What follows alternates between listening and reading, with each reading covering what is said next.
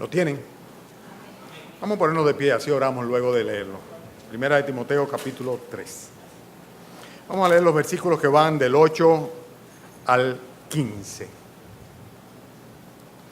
Los diáconos asimismo deben ser honestos, sin doblez, no dado a mucho vino, no codiciosos de ganancias deshonestas, que guarden el misterio de la fe con limpia conciencia. Y estos también sean sometidos a prueba primero, y entonces ejerzan el diaconado si son irreprensibles. Las mujeres asimismo sean honestas, no calumniadoras, sino sobrias, fieles en todo. Los diáconos sean maridos de una sola mujer y que gobiernen bien sus hijos y sus casas, porque los que ejerzan bien el diaconado ganan para sí un grado honroso y mucha confianza en la fe que es en Cristo Jesús. Esto te escribo, aunque tengo la esperanza de ir pronto a verte, para que si tardo, sepas cómo debes conducirte en la casa de Dios, que es la iglesia del Dios viviente, columna y baluarte de la verdad. Oremos, hermanos. Padre, damos gracias, Señor, por esta porción de tu palabra de la cual tenemos tanto que aprender. Te rogamos, Señor, que tú permitas que así sea y que tú, Padre, bendigas cada alma en particular. Te damos gracias, Señor, por concedernos dedicarte este día a ti y especialmente este culto, dedicártelo a ti también. Recíbelo, Señor, y tenga bien mostrarte benigno, misericordioso y derramar tu gracia sobre cada uno de nosotros. Te lo pedimos en el nombre del Señor Jesucristo. Amén. Pueden sentarse.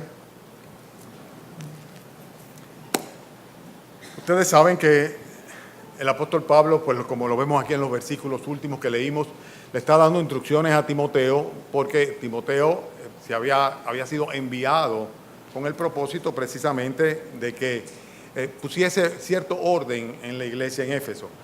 Había una serie de cosas que no andaban muy claras, había mucha permeabilidad de parte de los falsos maestros y en consecuencia había necesidad de defender la doctrina, y él enfatiza eso de continuar centrado en la predicación del Evangelio y de que las personas que estuviesen al frente de las iglesias, y específicamente de esa iglesia, pues fueran personas que tuvieran las calificaciones de vida.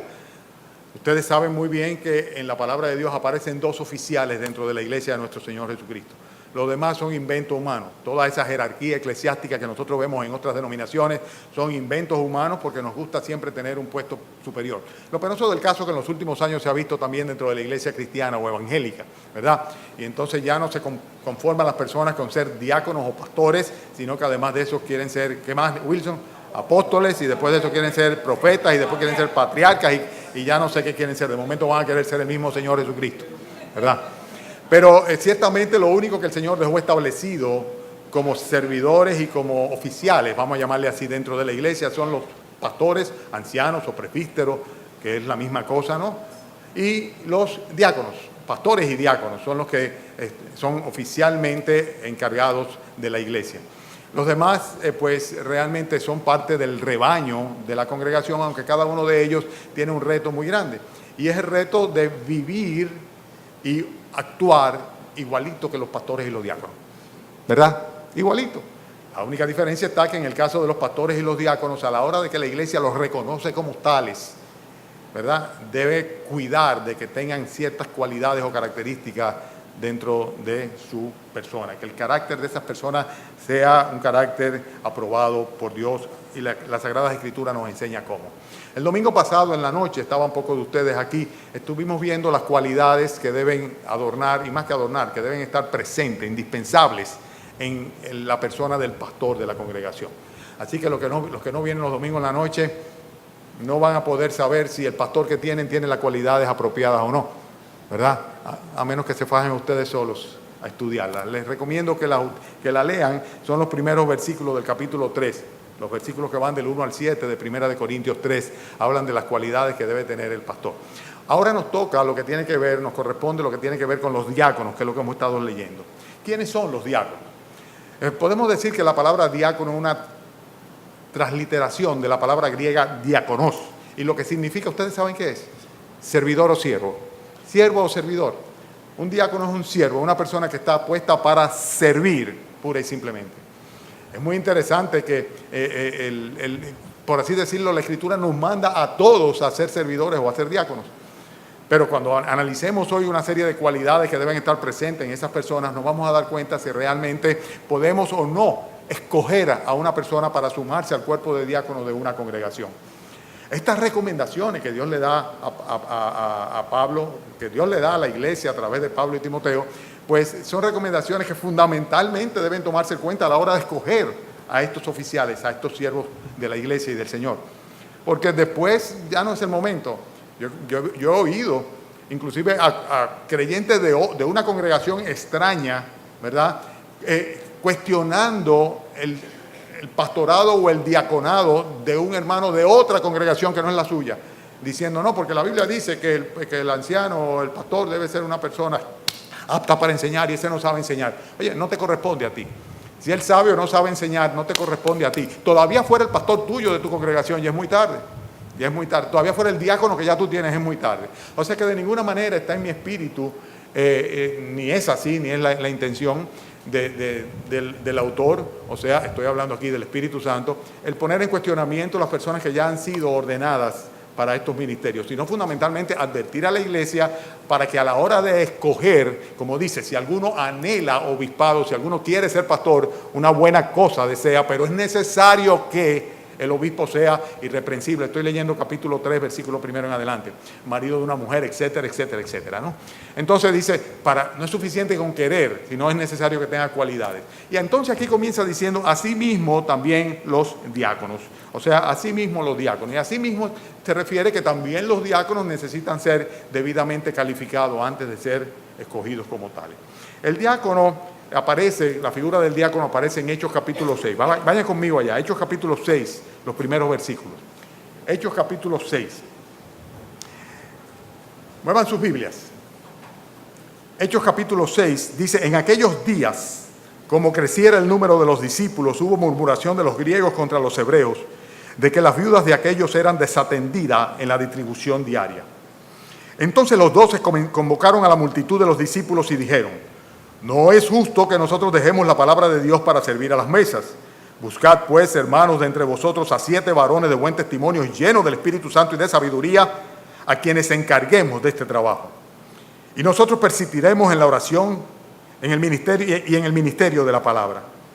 Agradó la propuesta a toda la multitud y eligieron a Esteban, varón lleno de fe, a Esteban lleno de fe y del Espíritu Santo, a Felipe, a Prócoro, a Nicanor, a Timón, a Parmenas y a Nicolás, prosélito de Antioquía, a los cuales presentaron ante los apóstoles, quienes orando le impusieron las manos. Y crecía la palabra del Señor y el número de los discípulos se multiplicaba grandemente en Jerusalén. También muchos de los sacerdotes obedecían a la fe. Los primeros diáconos fueron ordenados como el resultado de una necesidad sentida dentro de la iglesia primitiva, la primera iglesia cristiana en la ciudad de Jerusalén. Había una cantidad enorme de personas en esa iglesia. Recuérdense que con la primera predicación del apóstol Pedro solamente se convirtieron 3,000 personas. El Señor iba añadiendo cada día a la iglesia a los que habrían de ser salvos. Y en consecuencia, la iglesia ya estaba muy grande y necesitaban mucho más que la capacidad humana de los apóstoles para poder atender los requerimientos de toda esta comunidad.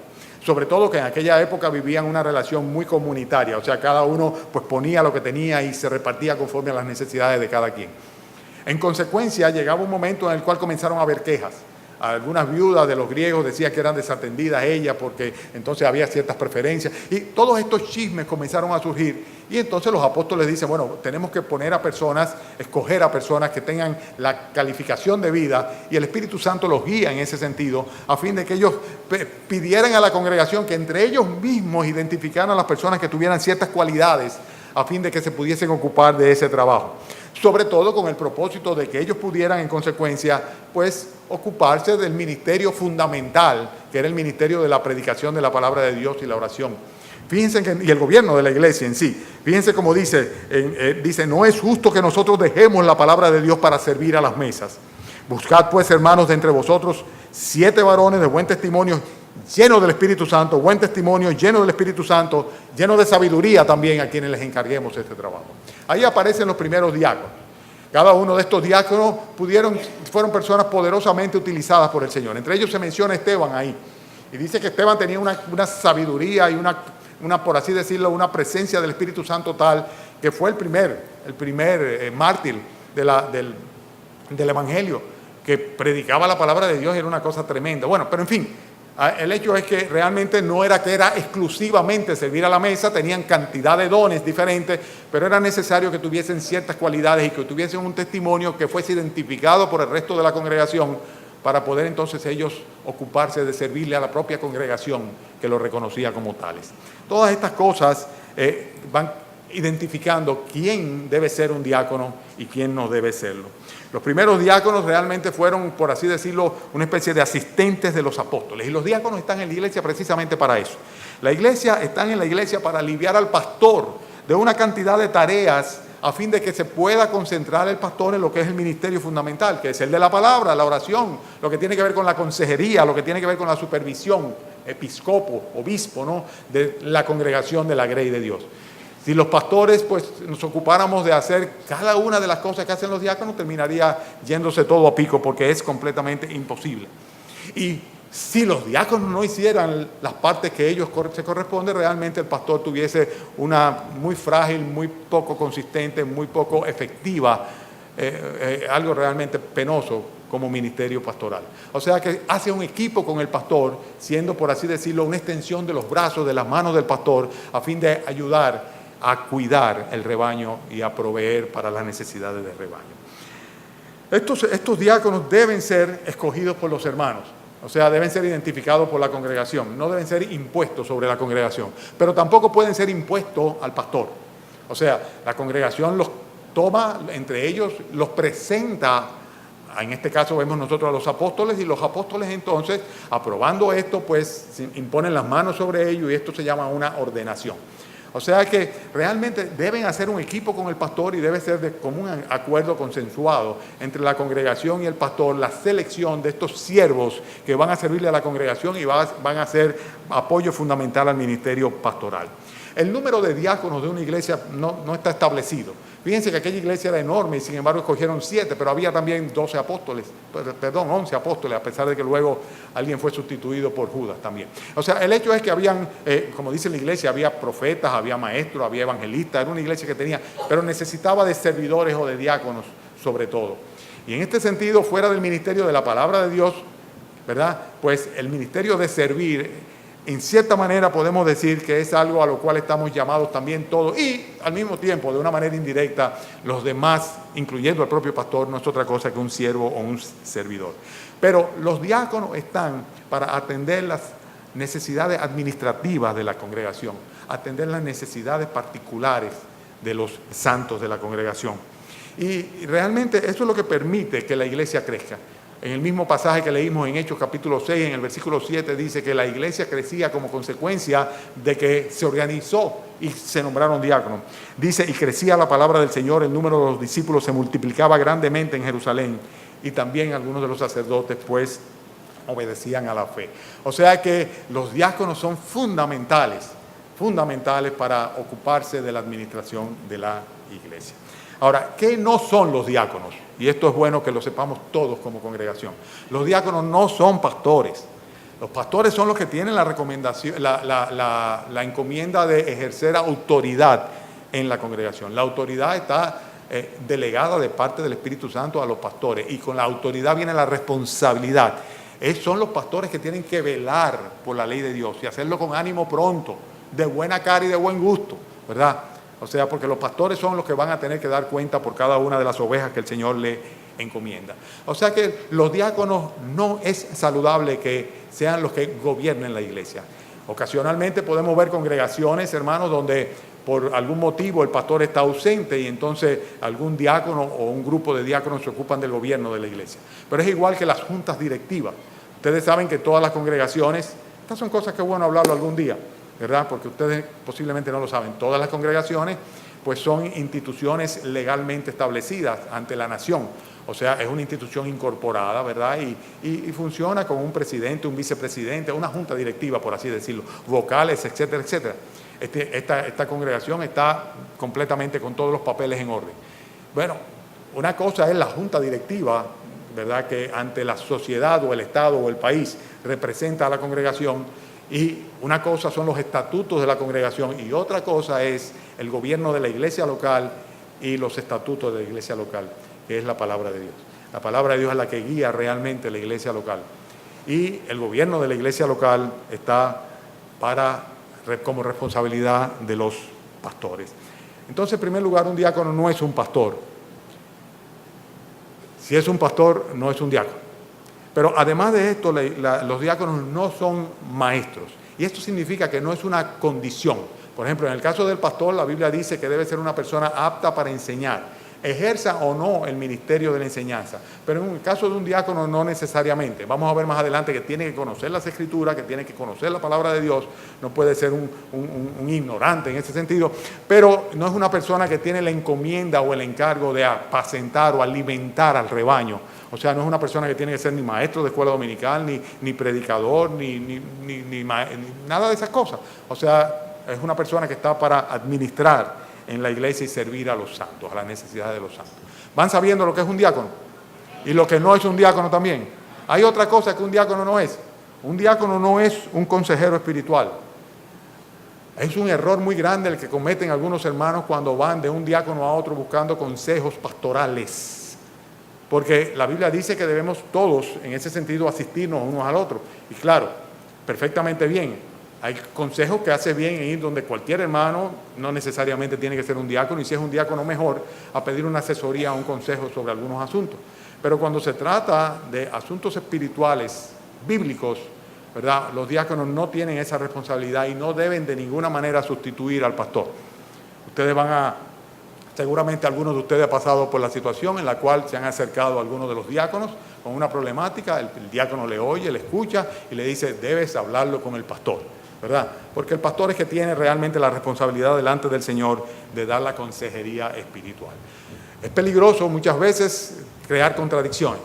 Venir donde el pastor y preguntarle si la sopa debe estar caliente y luego ir donde el diácono y el diácono decirle no tiene que estar tan caliente, puede estar tibia, y ir donde el otro diácono y le dice te la puedes tomar fría y dice eso es, fría es que va la sopa, me lo dijo el diácono, ¿verdad? Y entonces cuando viene a ver el diácono y el pastor están en confrontación en la consejería como una consecuencia, ¿verdad?, de que fueron a preguntar lo que no debían donde no debían. Entonces sabemos quiénes son y quiénes no son los pastores, los diáconos, perdón. Ahora vamos a ver cuáles cualidades deben tener. Versículo 8. Primera de Timoteo, capítulo 3, versículo 8. Los diáconos asimismo deben ser honestos, sin doblez, no dado a mucho vino, no codiciosos de ganancia deshonestas, que guarden el misterio de la fe con limpia conciencia. En primer lugar dice que debe ser una persona honesta. Y una persona honesta es una persona que es digna de respeto, es una persona que tiene un carácter cristiano que es digno de imitar. Tú dices, esa persona es sencillamente transparente, es una persona digna, ¿verdad? Es una persona que lo que él es lo que se ve, y lo que se ve es lo que esa persona es. Así es y así debe ser el carácter de un diácono. Una persona que toma muy en serio sus responsabilidades y las cumple, no para que el pastor le diga bien hecho, ni para que los hermanos estén contentos, sino porque Dios lo está mirando y toma sus responsabilidades en serio y las cumple delante de Dios. Honestamente, delante del Señor, obra y actúa. Así debe ser un diácono. Además de esto, tiene que ser una persona confiable, como honesto que es, confiable. Una persona que cada encomienda que la recibe la lleva a cabo con genuinidad, con honradez, y una persona que es sincera al actuar y es íntegra en su carácter. Estas son cosas que deben estar presentes a la hora que nosotros vayamos a escoger un diácono otra vez en esta congregación. Para los de ustedes que no lo saben, en nuestra congregación tenemos 4 diáconos. El diácono mayor, por viejo, el hermano Temi, tesorero de la congregación también, y después está el que le sigue atrás, también otro viejito, el hermano Pepe, ¿verdad? Y tenemos también al hermano Oscar Paniagua y tenemos también al hermano Eury Andújar. Esos son los diáconos que tenemos en la congregación reconocidos como tales, y sobre eso voy a hablar un poco más adelante. Pero los diáconos necesariamente tienen que ser personas honestas. Luego dice que son personas que no deben tener doblez, sin doblez. Y la palabra doblez significa que no sean personas de doble cara o de doble palabra. Una persona que lo que dice eso es, una persona que no está de chismoso, que no está llevando y trayendo, que no le dice hoy un día una cosa a una persona y mañana a otro hermano le dice otra cosa, sino una persona que sencillamente lo que él dice es siempre lo mismo y se puede confiar en lo que dice porque su palabra es la palabra de un hombre serio. ¿Ok? Ese es un diácono, sin doblez. Sigo adelante. Voy a ir rápido porque no hay mucho, ¿verdad? Aquí después dice, Después, digo, no hay mucho que discutir, esto es sencillamente algo que, como lo dice ahí, así es. La tercera cosa es que dice, no dado a mucho vino.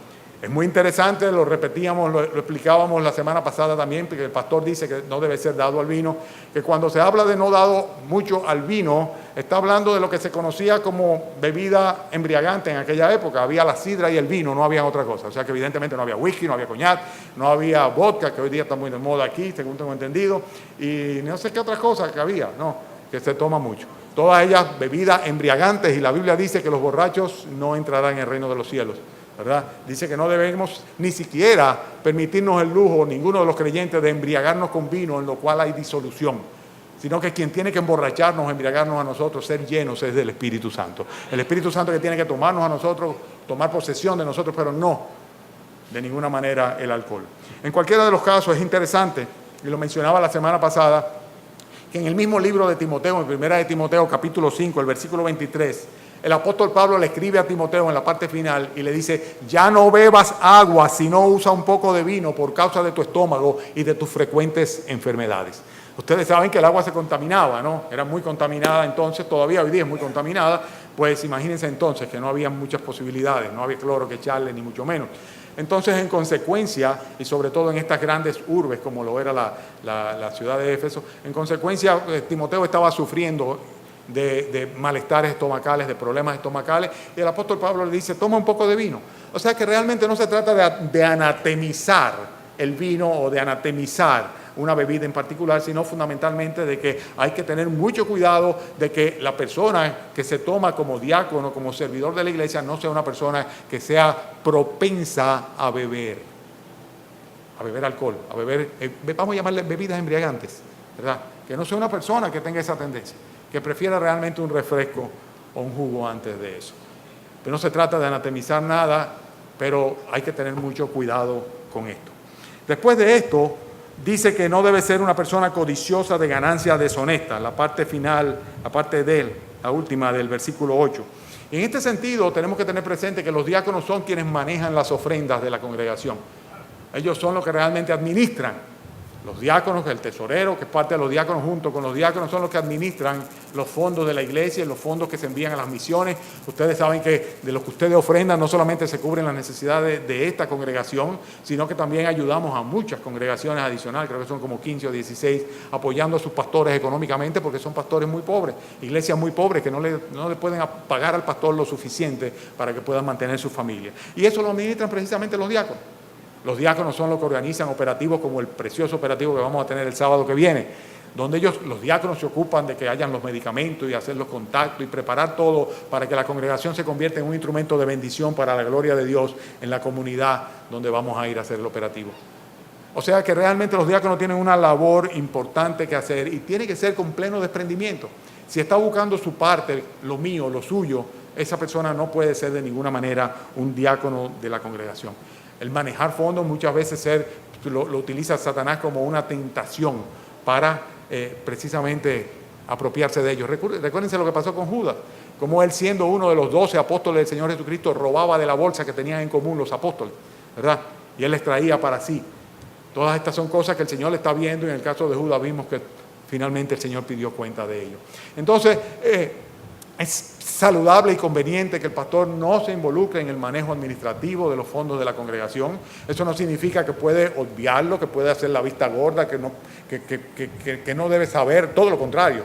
Debe supervisar también esa parte, pero básicamente el manejo de los recursos de las ofrendas que ustedes confían para que sean llevadas al uso apropiado para la gloria y para el reino de Dios, pues es algo que le corresponde ciertamente a los diáconos llevarlo a cabo. Consecuentemente, es que Satanás los mantenga lejos de cualquier tipo de tentación a fin de que no lleguen a codiciar ni ese tipo de ganancia ni ningún otro tipo de ganancia que sea deshonesta. O sea, que personas que tengan negocios y negocios medio no claros, etcétera, etcétera, son personas que realmente no deben ser seleccionadas como diáconos de una congregación. El próximo punto es fundamental, cuando dice que guarden el misterio de la fe con limpia conciencia. ¿Me siguen? Versículo 9. Óigame, atiendan esto. Si alguno de ustedes está diciendo, yo no soy pastor ni diácono ni pienso hacerlo, quiero decirle una cosa. Así decía yo también. Así decía yo, ni soy pastor ni diácono ni pienso hacerlo. Atiendan esto. Atiendan estas cosas, ¿de acuerdo? Que guarden el misterio de la fe con limpia conciencia, versículo 9. Debe ser una persona doctrinalmente sana. Cuando se habla del misterio de la fe, se está hablando fundamentalmente de la verdad oculta una vez, pero que ha sido revelada a los santos a través del Evangelio. El apóstol Pablo habla sobre eso en otros pasajes, ¿verdad? Consecuentemente, los diáconos deben comprender la doctrina, la sana doctrina, y deben obedecerla plenamente, y deben hacerlo con una sana o una buena conciencia. O sea que son personas que no solamente conocen la doctrina, sino que han asumido obedecer la palabra de Dios tal cual está en la palabra de Dios. Son personas sencillamente que asumen o asimilan, ¿verdad?, las enseñanzas doctrinales y la ponen en práctica en sus vidas. Consecuentemente, también deben ser personas que toda decisión que tomen deben basarla en la palabra de Dios y deben respaldar las decisiones que toman con vidas que sean suficientemente piadosas, donde se evidencie realmente que la palabra de Dios es la guía de sus vidas. Hermanos, no es suficiente que una persona sea popular, no es suficiente que una persona sea dadivosa, por ejemplo, no es suficiente que sea muy exitoso en el mundo profesional para que esa persona pueda venir a ser un diácono de la iglesia de nuestro Señor Jesucristo. Eso no lo califica. Si una persona tiene una conciencia profana, es todo lo contrario a guardar el misterio de la fe con limpia conciencia. Es tener una conciencia profana o contaminada por el mundo, pues sencillamente esa persona no puede de ninguna manera asumir el rol de diácono, ser reconocido como tal dentro de la iglesia de Dios. Si sus valores son los valores del mundo, si hay enfoques que tiene que son completamente mundanos y no bíblicos, esa persona no debe ser escogida como diácono en una congregación. Estoy ya por el versículo 10, donde habla 1, 2, 3, 4, 5, 6, el sexto punto de las características o cualidades de los diáconos. Versículo 10. ¿Todavía me siguen? ¿Ok? Dice, estos sean también sometidos a prueba primero y entonces ejerzan el diaconado si son irreprensibles. ¿Qué significa este versículo? Que los diáconos deben ser probados y aprobados. Dice muy claramente, sean sometidos a prueba primero y luego entonces, si son irreprensibles, que ejerzan el diaconado. En otras palabras, no es que escogimos a una persona, sino que estuvimos observando cómo esa persona servía como diácono sin ser reconocido como diácono. Y entonces luego sencillamente lo que hicimos fue reconocerlo como tal. O sea, lo observamos, lo pusimos a prueba y luego entonces lo aprobamos. Así es como Dios trabaja. Siempre trabaja el Señor así. Fíjense que es el mismo patrón bíblico que nosotros vemos en Mateo capítulo 25, versículo 21, cuando el Señor dice, bien, buen siervo y fiel, en lo poco fuiste fiel, en lo mucho te pondré. Entra en el gozo de tu Señor. Si en lo poco has sido fiel, entonces ahora se te pueden confiar cosas más grandes. Y en el caso de los diáconos tiene que ser así, necesariamente, debe ser así. Ustedes se ponen a pensarlo y muchos líderes que aparecen en la Biblia fueron siervos primero, fueron probados, fueron por así decirlo templados como siervos primero antes de llegar a ser líderes. Les voy a mencionar algunos ejemplos que ustedes recordarán. El primero fue José. José fue esclavo en Egipto, siervo en la casa de Potifar, se recuerdan, y luego en la cárcel, etcétera, durante 13 años antes de que el Señor lo colocara en el segundo lugar después del faraón como rey, como señor en toda la tierra de Egipto, en todo el imperio egipcio. O sea que primero tuvo que aprender como siervo. Fue el mismo caso de Moisés. Moisés, que sale del palacio real, termina siendo un pastorcito de ovejas. Y ustedes saben qué tiempo duró siendo pastorcito de ovejas, 40 años antes de que el Señor lo mandara a sacar al pueblo de Egipto y se convirtiera en el líder de la nación de Israel. 40 años fue siervo pura y simplemente, trabajando bajo las órdenes, como en la servidumbre de su suegro Yetro. También recuerden el caso de Josué. Josué fue el siervo de Moisés, ¿verdad? Y tuvo que serlo antes de convertirse en sucesor de él durante 40 años también, en todo el transcurso a través del camino hacia la tierra prometida. También el caso de David. David fue un cuidador de las ovejas de su padre y llegó a ser el rey de Israel.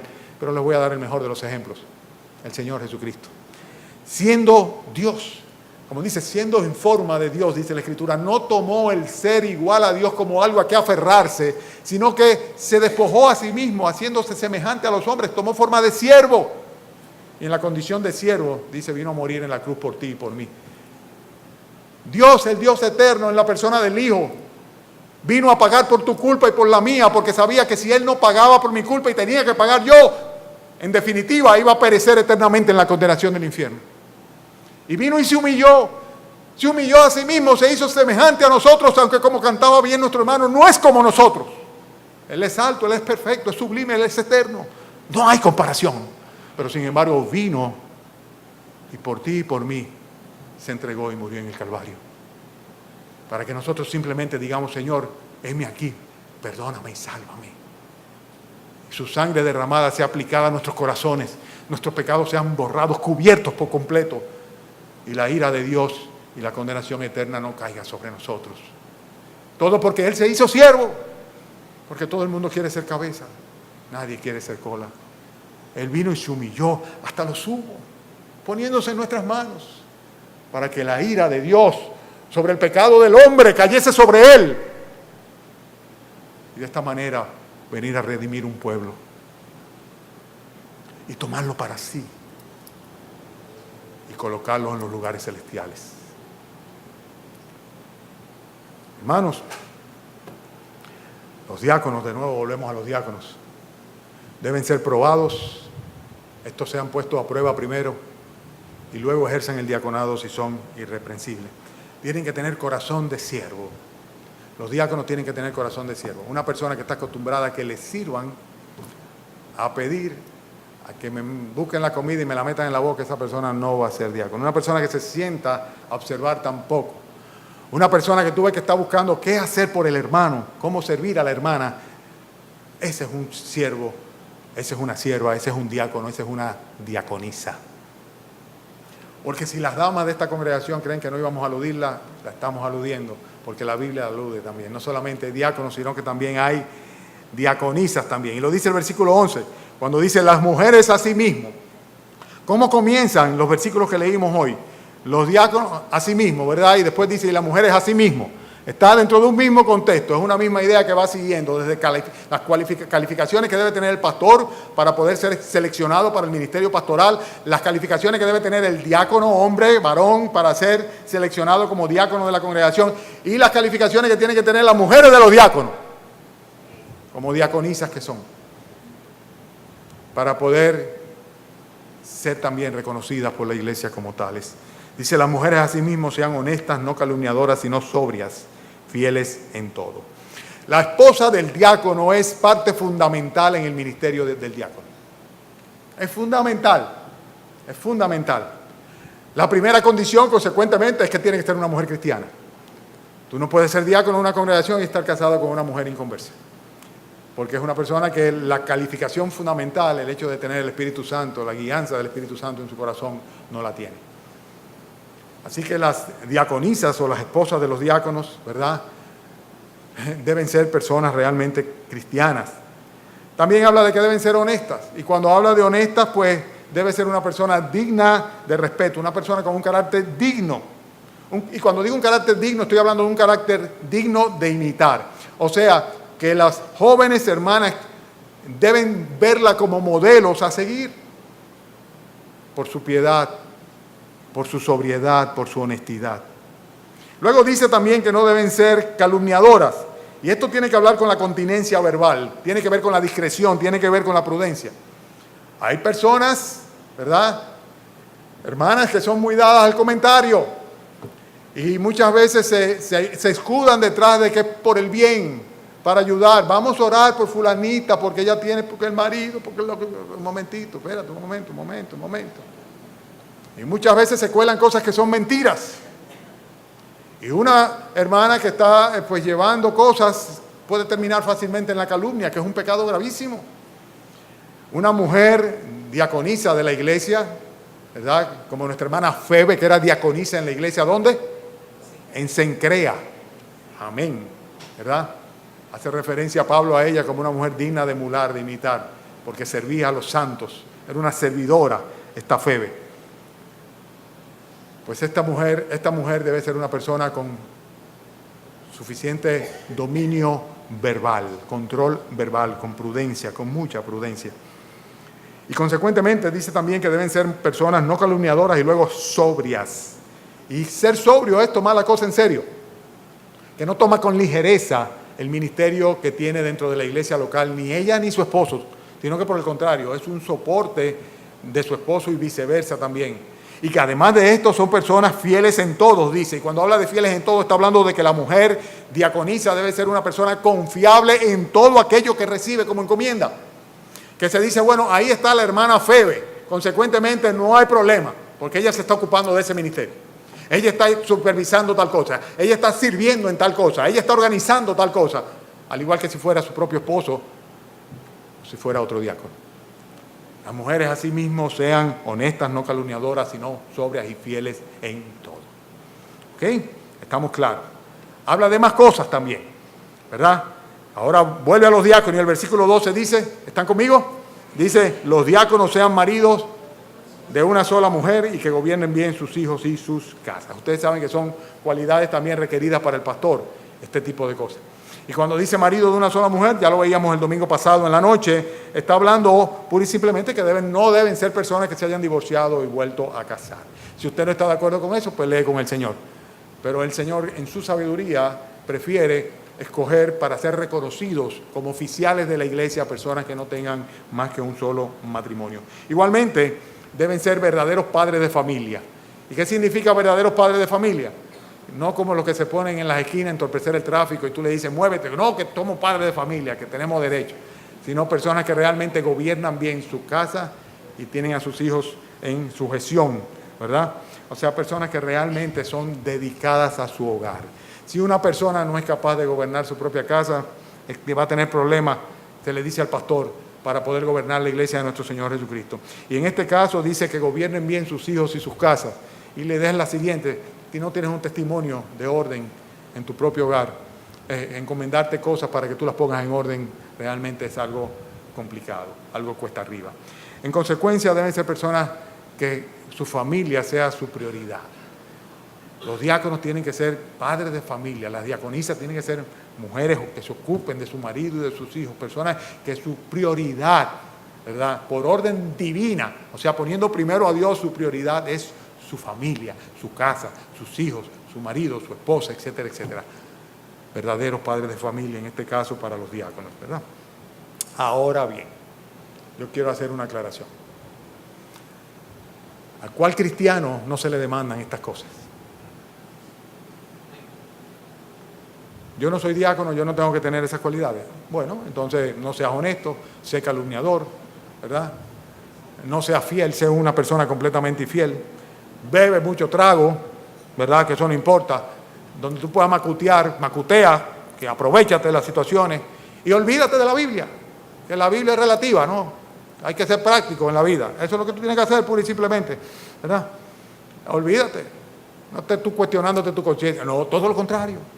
Las demandas que hay para un diácono son las demandas que hay para toda la congregación. Y el ministerio de servidumbre, de siervos, es el precioso título con el cual el Señor honra en graduar a cada uno de los creyentes. Eso es lo que somos, siervos. Esta iglesia tiene 4 diáconos que no me cabe ningún lugar a duda de que el Señor los ha calificado, los ha, para usar el término más anglosajonamente, cualificado de una manera indudable. O sea, tienen todas las calificaciones. Ese es mi punto de vista, ¿verdad? Damos gracias al Señor. Pero algún día vamos a tener que escoger otros. Y entonces vamos a volver a estos textos. Pero realmente tiene muchos diáconos y diaconisas esta iglesia, gracias al Señor, que a pesar de que no lo hemos pasado por ningún tipo de prueba ni aprobación, ¿verdad?, están sirviendo como diáconos, y que en cualquier momento que quisiéramos escoger un diácono más para reconocerlo como tal, sería muy fácil, porque sus vidas están dedicadas al servicio a la congregación. Nada más que alguien necesite a alguien, nada más que se necesite algo en el templo, nada más que haya un operativo médico, nada más que haya una necesidad sentida dentro de la iglesia, nada más que un hermano se enferme, que alguien necesite compañía.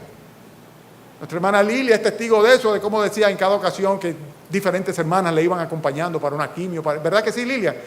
Tú lo ponías en tus notas, ¿verdad? Y gracias a Dios por cada uno de los muchos diáconos que tenemos en esta congregación, que no son 4, Y seguramente no son 8 tampoco, son muchísimos más. Y prefiero no mencionar nombres para así no excluir a nadie. Gracias al Señor por ustedes, hermanos, cada uno de ustedes, que con fidelidad, delante del Señor, con limpia conciencia, están guardando el misterio de la fe y están llevando adelante la obra del servicio a los santos. Ustedes son realmente los que hacen posible que yo pueda ser pastor. Les voy a dar un testimonio, está fuera del bosquejo completamente. Hace ya unos años, bastantes años, yo fui recién aceptando el ocuparme de la iglesia. Yo pensé que yo iba a estar ocupándome de la iglesia como pastor por un tiempo muy breve, como ya lo había hecho antes muchas veces. Cuando el pastor se iba de viaje, yo me quedaba al frente de la congregación, pero él venía y él se ocupaba como pastor de la iglesia. Yo lo único que hacía era enseñar y predicar también, ¿verdad? Pues yo pensé cuando el pastor se fue que yo me iba a quedar por un tiempo y que luego iba a venir alguien más. Pero en ese interín fui invitado, llegó una invitación para ir a Estados Unidos, a Kansas City Baptist Temple, y fuimos allá. Y era una conferencia de pastores, y digo yo, déjame ir, y fui. Y allá recuerdo que cuando comencé a oír todas las cosas de que debía ocuparse el pastor y que eran las responsabilidades pastorales, etcétera, etcétera, me fui como hundiendo en un pesar tan grande que llegó un momento que yo me sentí una congoja tan grande, ¿verdad? Una carga tan grande sobre mí que yo dije, yo definitivamente no doy para esto, yo no puedo hacer nada de eso, yo no puedo hacerlo. Hablando de administración pastoral y de manejo de la iglesia y de resolver los conflictos, etcétera, etcétera, yo no puedo con esto. Bueno, le pedí una entrevista al pastor principal de la iglesia y cuando conversaba con él, le dije, hermano, mire, yo estoy allá, dice, yo estoy al tanto, yo sé que usted está allá y que estaba antes fulano, etcétera, etcétera.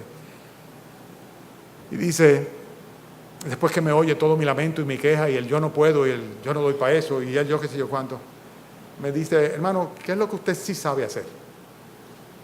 Yo, bueno, lo único que yo sé hacer es estudiar la Biblia y enseñarla. Dice, bueno, hermano, haga eso, que el Señor le va a poner al lado las personas que cubran lo que usted no puede cubrir. ¿Saben una cosa? Todavía yo creo que yo no sé hacer muchas cosas de las que debería poder hacer. Y si no fuera por ustedes, mis hermanos y hermanas, que cubren tanto campo dentro de la iglesia, tantos ministerios, tantas responsabilidades que las asumen voluntariamente, esta iglesia no podría caminar hacia adelante. Doy gracias al Señor de todo corazón por cada uno de ustedes. Y oro para que el Señor los mantenga firmes, fieles, porque ustedes son verdaderamente diáconos y diaconisas de esta congregación. Apoyo al ministerio pastoral. Ustedes son los que permiten que cada domingo yo pueda, debidamente preparado, pararme de esta congregación a traer el alimento espiritual de la palabra de Dios. Gracias, hermanos. Gracias. Es posible que algunos de ustedes dicen, no me tocó a mí. Bueno, pues debería de tocarte. Porque en la iglesia no hay visitantes, nada más que los visitantes. Los únicos visitantes de la iglesia son los visitantes. Los demás somos siervos. Servíos por amor los unos a los otros, así dice la Escritura. Los unos a los otros nos incluye completamente a todos. Voy a concluir ya casi, hermano. Hay una cualidad adicional, versículo 13, o una característica que tenemos que enfatizar.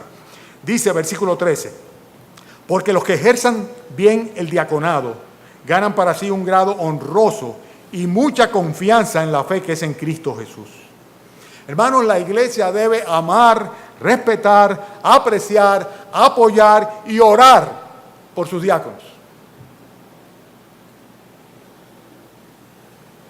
Vuelvo y repito, debe la iglesia amar, respetar, apreciar, apoyar y orar por sus diáconos necesariamente.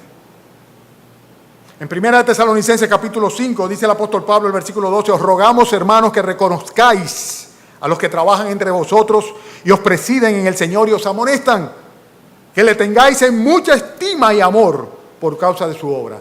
Tened paz entre vosotros. En conclusión, hermanos, no todos los diáconos han sido ordenados como diáconos.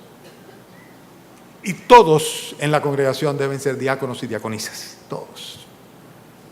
Siervo o servidor es un denominativo común a todo creyente.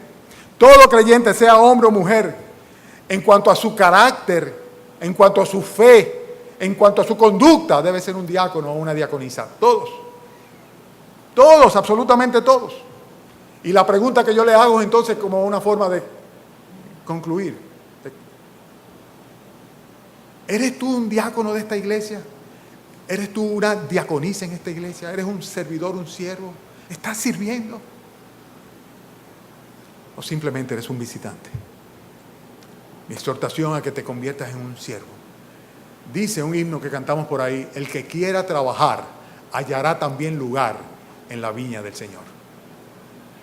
El que quiere de verdad servir, ni siquiera tiene que preguntar ¿qué hago?, sino que dice: ¿puedo hacer tal cosa? Eso es lo que yo he visto en los tantos años que ya el Señor me tiene andando en sus caminos y en los que me tiene ya como pastor. Que el que tiene corazón de siervo, las oportunidades emergen, las capta y solamente dice: puedo. Porque sencillamente es un verdadero siervo, un verdadero diácono, un verdadero servidor, servidora.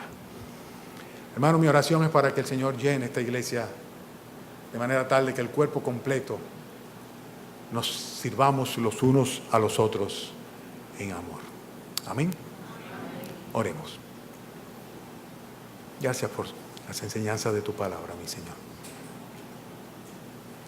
Oh Padre, tú sabes, Señor, que estoy tan agradecido a ti por mis hermanos, cada uno de ellos, Señor. Padre, cualquier trabajo, cualquier labor, cualquier servicio que es dedicado a ti,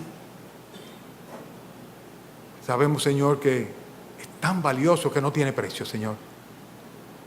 Tú dices que cualquiera que dé un vaso de agua simplemente a alguien por cuanto es de Cristo, dice, recibirá su recompensa. Dar un vaso de agua simplemente, Señor. Y yo te ruego, mi Dios, mi Señor, que tú permitas que en esta congregación todos nosotros nos constituyamos, Señor, en servidores tuyos. Y no tengamos otra motivación que no sea el recibir tu aprobación y tu recompensa, Señor. El bien hecho, buen siervo y fiel. En lo poco fuiste fiel, en lo mucho te pondré, entra en el gozo de tu Señor. Gracias por esta mañana, gracias por mis hermanos. Gracias por Jesucristo, siervo modelo, siervo sufrido, siervo redentor, siervo triunfador. Oh Señor, si alguno en esta casa, esta mañana, todavía no ha sido hecho hijo tuyo, siervo tuyo, oh Señor, ten misericordia. Sabemos por lo que dice tu palabra que tú quieres oír una oración penitente de arrepentimiento. Pues guíale, Señor, a que te diga lo que tú quieres oír. Y Señor, perdónale, Padre, como lo hiciste con nosotros. Como sabemos que tú te agradas en salvar los pecadores. Y permite, Señor, que Él pueda también venir a ser un siervo tuyo. Y así poder juntos, Señor, glorificar tu nombre. Te rogamos, Señor, que nos despidas con tu bendición, que esta tarde te alegres con nuestro culto vespertino, Señor. Te damos gracias por todo en el nombre del Señor Jesucristo. Amén.